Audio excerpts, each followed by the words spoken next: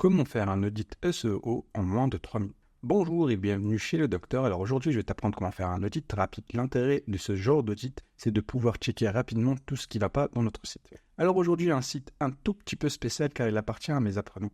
Ils ont créé un langage de programmation pour aider les apprenants, les développeurs à apprendre de la bonne manière. Je trouve le projet génial et je voulais absolument le partager avec vous. Alors comment faire un audit rapidement? La première chose que je t'invite à faire, car c'est une petite nouveauté, c'est d'aller dans le Chrome Store, si tu as Chrome ou n'importe quel navigateur qui est Chromium, basé sur Chromium, et d'installer ici Audit SEO Rapide. C'est une extension que j'ai moi-même développée. Une fois que tu auras installé l'extension, tu vas dans le site en question que tu veux. Et tu n'as plus qu'à appuyer sur cette petite icône. Un clic, un audit. C'est le principe de base de cette extension-là. C'est par défaut en anglais, tu peux choisir français. Et là, en un clic, tu vois tout ce qui concerne le on-page SEO, tout ce qui ne va pas, ce qui va dans ta poche. Alors, par exemple, ici, il n'y a pas de CMS. Alors, pour ceux qui ne connaissent pas un CMS, WordPress, PrestaShop, etc., ce sont tout simplement des outils, des logiciels qui vous permettent de générer des pages. Donc, il n'y a pas de CMS, c'est un très bon signe. On n'a malheureusement pas de repo.txt, on n'a malheureusement pas de sitemap. Alors, le robot.txt permet de dire à Google est-ce que oui ou non je désindexe telle ou telle page. On donne des informations à Google ou Bing ou n'importe quel moteur. Et le sitemap permet tout simplement de lister toutes nos pages. Comme ça, Google ou n'importe quel autre moteur de recherche les trouve rapidement. On n'a pas de technologie utilisée, mais cette section elle est en cours de développement. Pour l'instant, on ne prête pas trop attention. Concernant le nombre de mots, on est plutôt faiblard, on n'a que 52 mots. Alors la page ici manque cruellement de contenu, donc j'invite mes apprenants à rajouter plus de sections, par exemple des témoignages ou autres, des tutoriels, peu importe, mais plus de texte, histoire d'être mieux référencé. On a bien les titres principaux, c'est nickel. On a une image avec un texte alternatif, donc il n'y a pas de problème à ce niveau-là. En termes de liens internes et liens externes, on est plutôt bien. Donc il y a 12 liens internes, 3 liens externes, donc il y a un bon maillage. Mais on a une petite défaut ici pour les structures data. Alors pour ceux qui ne connaissent pas les structures data, ce sont juste des données en plus qu'on va mettre spécialement pour les moteurs de recherche. En termes d'accessibilité, il y a d'autres petits trucs à revoir, mais on voit bien que c'est un site multilingue et ils ont bien l'attribut qu'il faut. Donc c'est nickel. Google pourra donc différencier les différentes pages. Par contre, on a quelques petits soucis au niveau de la sécurité, mais ça, c'est des soucis majeurs connus, reconnus partout. J'ai rarement vu un site qui corrige ces petites erreurs. Donc voilà, en un clic, on a un audit rapide.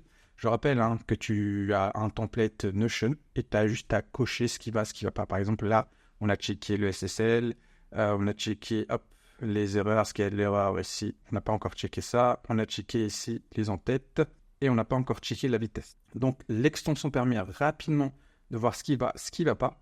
Et ensuite, pour compléter l'extension, on a maintenant, encore une fois, un site internet qui va nous aider à aller plus loin.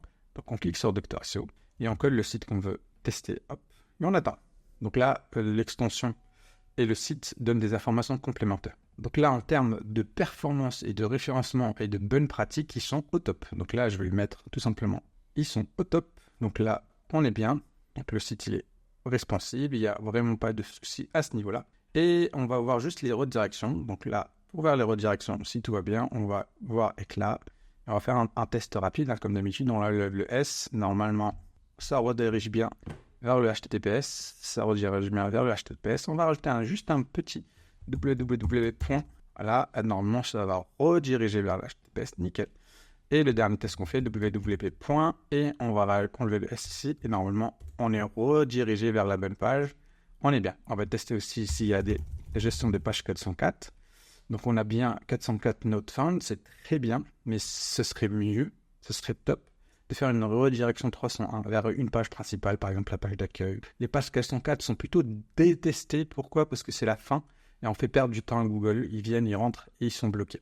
Parce que le crawl de Google, comment il fonctionne, c'est qu'il vient, il mange, il part. En gros, il vient, il parcourt les liens, il visite les liens, il prend ce qu'il a à prendre, après il ressort. Et là, dès qu'il tombe sur une page 404, c'est comme si on le tuait. J'ai dit n'importe quoi. Et du coup, très bien, je retourne sur mon petit template. On peut voir qui est la gestion des pages. Bien sûr, à chaque fois, vous dites valider ou pas valider. Par exemple, là, on a dit pas valider. Le certificat, il est validé. Le nombre de pages, on ne l'a pas encore estimé. Hop. Le nombre de pages indexées, tout à fait, ça on l'a oublié. On va sur Bing, pour une fois, tiens, parce que Google, on fait site, et on colle le lien. Et là, on voit que 22 pages sont indexées, c'est très bien. On va juste checker rapidement comme ça. page-là, par exemple. Cette page-là, typiquement, on n'est pas obligé de l'indexer. On va quand même la checker. Hop, un clic à l'audit. On a 99 mots. On a toujours les mêmes sous. Vu qu'ils ont utilisé, alors on va voir quelle technologie ils ont utilisé. On inspecte. On va voir. Donc, on a blog. Next.js. Ils ont utilisé Next.js.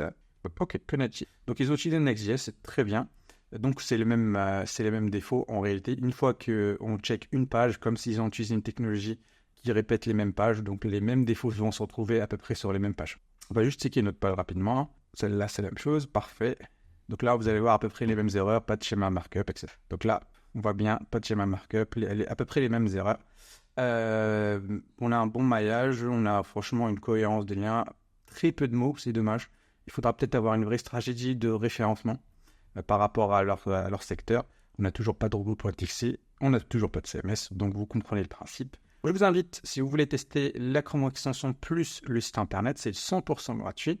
Et si vous voulez faire un audit de votre site internet, je conseille, n'hésitez surtout pas à me le faire savoir en commentaire. On nous dit à très bientôt.